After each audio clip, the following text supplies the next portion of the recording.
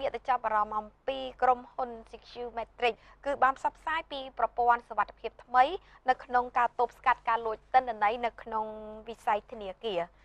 ដោយសារតែបច្ចេកវិទ្យាលួចទិន្នន័យគឺកាន់តែទំនើបពីមួយថ្ងៃទៅមួយថ្ងៃតំណាងធនាគារនិងគ្រឹះស្ថានហិរញ្ញវត្ថុមួយចំនួននៅក្នុងកម្ពុជាកាលពីម្សិលមិញនេះគឺបានចូលរួមនៅក្នុងសិក្ខាសាលាមួយស្ដីអំពីវិធីបង្ការទប់ស្កាត់បច្ចេកវិទ្យាលួចទិន្នន័យនៅក្នុងក៏ដែលកំពុងតែកើតឡើងនៅក្នុងតំបន់អាស៊ីសិក្ខាសាលានេះគឺបានធ្វើឡើងនៅសន្តាគារ Sofitel ភ្នំពេញហើយរៀបចំដោយក្រុមហ៊ុន Idealink គឺជាក្រុមហ៊ុនផ្ដល់ដំណោះស្រាយពីប្រព័ន្ធការពារសុវត្ថិភាពនៅកម្ពុជាសហការជាមួយនឹងក្រុមហ៊ុនបច្ចេកវិទ្យា SecureMetric មកពីប្រទេសម៉ាឡេស៊ីសិក្ខាសាលានេះគឺបានធ្វើ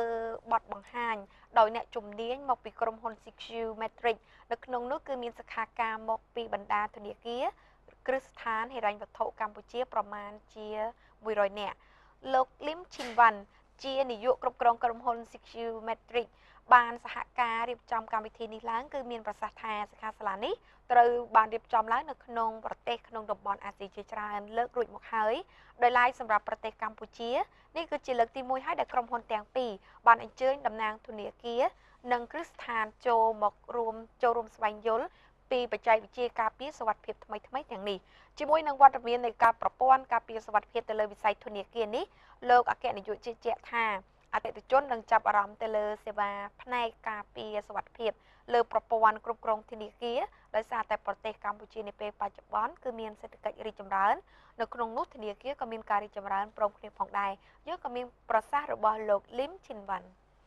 The main purpose, the main objective is actually គោលបំណងសំខាន់ដែលគាត់ចង់ដែលគាត់ផ្ដោតលើសម្រាប់យើងហៅថា seminar នេះគឺគាត់ចង់ធ្វើជាលក្ខណៈផ្លាស់ប្ដូរយោបល់គ្នាទៅលើព័ត៌មានដែលគាត់មានតាមបណ្ដាប្រទេសផ្សេងនៅក្នុងវិស័យធនាគារឬមួយក៏ហិរញ្ញវត្ថុហ្នឹងហើយក៏គាត់សង្ឃឹមថាគាត់នឹងបានព័ត៌មានផ្ដល់ពីខាងអតិថិជននៅក្នុងស្រុកខ្មែរយើងហ្នឹងផ្ដល់ទៅគាត់វិញគាត់នឹងលក្ខណៈយើងផ្លាស់ប្ដូរយោបល់គ្នាទៅវិញទៅមក